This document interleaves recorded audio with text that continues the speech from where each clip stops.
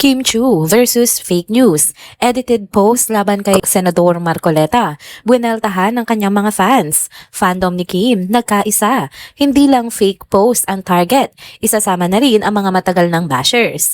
Kim Chiu, di tinitigil ang pagtulong.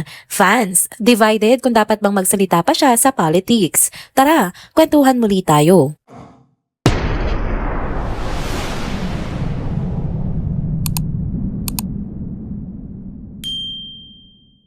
Hello mga ka-trenders! Welcome back muli sa ating channel. Kung bago pa lamang kayo dito, wag nang kalimutang mag-like, mag-subscribe, at i-hit na rin ang bell notification para lagi kayong updated sa mga balitang trending at napapanahon.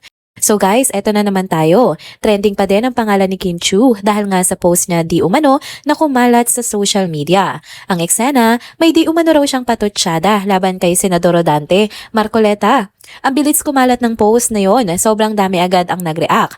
Ang dami ring ng bash. Pero maya-maya lang, burado na yung post. At syempre, once na nag-viral na, hindi mo na ngayon mababawi. Magiging usap-usapan na talaga. Pero teka lang, ayon sa mga Kim Paulandia, yung solid fanbase nga ni Kim, fake news daw lahat ng yon. Ang sabi nila, halatang inedit lang yung post at ginamit para ipahamak ang kanilang lodi. Kung kilala nyo nga si Kim, hindi siya basta-basta maglalabas ng ganong klaseng salita, lalo na sa isang senador. Kaya sa kanila, obvious na may nanggulo at dumoktor daw di umano ng nasabing post.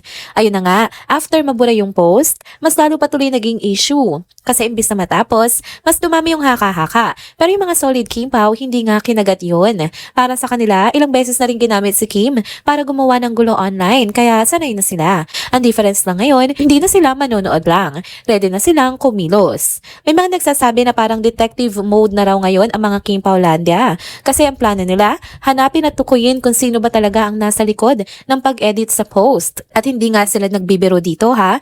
Ang ilan nagpaplano ng makipag-coordinate mismo sa mga IT experts at pati na rin sa NBI. Ang bigat nga ng dating kasi parang mission na nila na linisin nga ang pangalan ni Kim. Eto pa, hindi lang yung mga edited post ang gusto nilang habulin. Kasama na rin daw dito yung mga bashers na matagal na raw na parang hobby na ang banatan si Kim. Yung tipong kahit anong gawin niya, may masasabi at masasabi. Kaya sabi ng iba, isama na raw lahat ng yan para isang bagsakan na.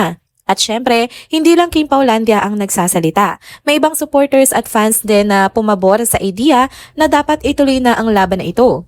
Ang common sentiment nga nila, tigilan na yung fake news at bashing na paulit-ulit na lang.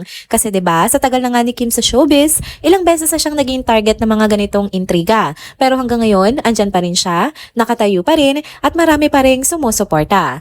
Kung iisipin mo, hindi na lang ito simpleng chismis. Dalawang bigatin yung nadamay isang senador at isang sikat na artista. Lalo pat si Senador Marcoleta, kilala rin sa mga matitinding pahayag at moves sa politika. Kaya nung kumalat yung post na may kinalaman nga sa kanya, boom, automatic, trending. Tapos idagdag pa si Kim na kahit anong gawin, laging laman ng feed ng mga tao. Kaya hindi na nakapagtataka kung bakit sobrang bilis lumaki din ng issue.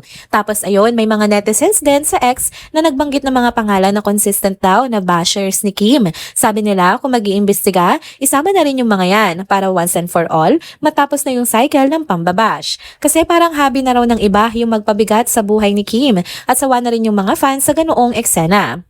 So ngayon, abangan na lang natin kung saan nga hahantong ang plano ng Kim Paulandia. Ang seryoso ng tono nila guys, as in parang handang-handa talaga sila. Kung may makikita silang culprit, good luck na lang sa taong yon. Kasi kung kilala nyo ang fandom na ito, solid sila at hindi basta-basta umaatras pagdating nga sa laban para sa lodi nila. At ito pa yung tanong, kaya ba talagang matrace kung sino ang nag-edit ng post? O baka naman mas lumaki pa yung gulo lalo pag may mga bagong pangalan na lumabas? Ang sigurado lang, hindi biro ang makabangga ng isang fandom na ganito ka solid. Kasi once na nagkaisa sila, naku, lahat ng bashers pwedeng isa-isahin. Kaya ayun, panibagong chapter na naman to sa never-ending fan wars at fake news na umiikot sa show business at pelikula. At knowing Kim, kahit ilang intriga pa yan, for sure lalaban at tatayo pa rin siya. Pero this time, mukhang mas matindi kasi kasama na rin ng mga fans niya na ready sumugod kumbaga. Kaya stay tuned guys kasi malamang hindi pa dito nagtatapos ang issue. Next topic naman tayo mga ka-trenders. Eto na naman nga si Kim Chiu na hindi talaga nauubusan ng spotlight online. Alam niya naman kahit anong gawin nga ni Kim, laging trending.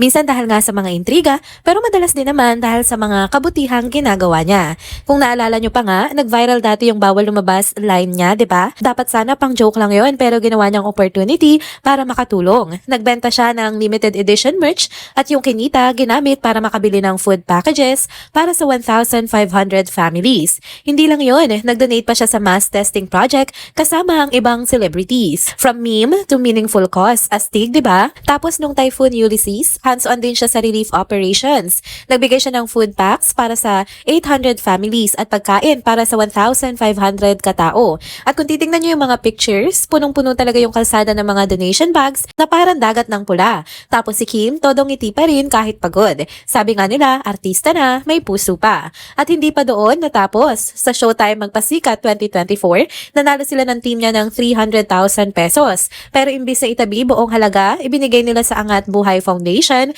para sa mga nasalanta ng Typhoon Christine. Kaya kung tutuusin, hindi lang effort ang ibinibigay ni Kim, kundi malaking tulong din talaga. Kaya ayan mga ka-trenders, kahit ilang fake news o intriga pa ang ibato sa kanya, nandiyan ang mga solid na resibo na may puso talaga siya. Pero eto na, may mga fans din at netizens na nagsasabi na baka dapat maghinay-hinay muna si Kim Chiu sa politika. Kasi mainit ang politika ngayon at kahit anong sabihin niya nga, siguradong may aawayin. May nagsasabi na okay lang yung mga IG post niya na supportive sa mga Pilipino. Pero baka wag na lang muna mag-name drop ng politiko para hindi siya laging punterya ng mga bashers. Ang maganda naman, kahit iba-iba ng political beliefs yung mga fans niya, marami pa rin ang solid sa suporta kay Kim. Ibig sabihin, hindi politika ang nagde-define ng love nila sa kanya, kundi yung sincerity niya bilang tao. At ito na nga yung masayang part. Kahit ilang intriga pa yan, hindi nga nag-iisa na ngayon si Kim. Kasi andyan yung mga fans niya, pamilya, supporters, at syempre yung mga kasamahan niya nga sa show business. At kung kilig lang din ang pag-uusapan, hindi pwedeng hindi natin babanggitin